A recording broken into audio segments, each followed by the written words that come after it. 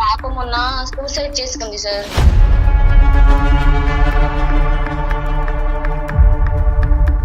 బయట ఇప్పుడు ఫోన్ల ద్వారా చాలా ఇదవుతున్నారు. ఫోన్ వద్దు, నీ ఎడ్యుకేషన్ మొత్తం అయ్యాక నీకు ఫోన్, మంచి ఫోన్ నీకు నేను ఇస్తాను అని చెప్పాను.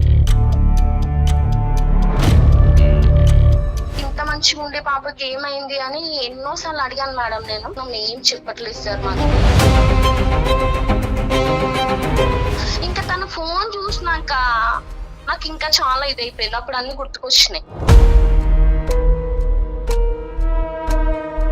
కాదండి, ఫోన్ ఏమన్నా చెక్ చేశారా మరి మీరు? ఫోన్ చూసాను కానీ తన పాస్వర్డ్ చెప్పట్లేదు మేడం. నీకు ఫోన్ ఎక్కడిది నాన్న? ఫోన్ ఎక్కడిదిరా?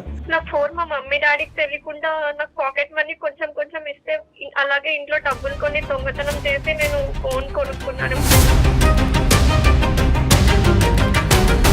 నార్మల్ ఫొటోస్ కూడా తను మార్క్ చేసి నాకు శాంపిల్ కూడా పంపించాడు. మా ఇంట్లో వాళ్ళకి తెలియకుండా డబ్బులన్నీ ఇచ్చేస్తాను. నేను డబ్బులు కావాలి, లేకపోతే ఇవన్నీ బయట పెడతాను అని.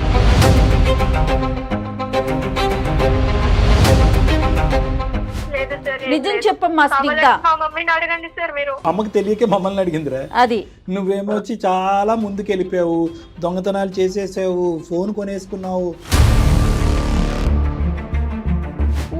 మీ మధ్యలోనే ఉన్న ఒక బ్లాక్ షీప్ వాడు.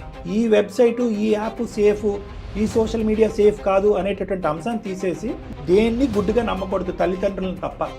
ఈ అమ్మాయి ఏంటంటే తల్లిదండ్రులను తప్ప అన్ని నమ్మేసి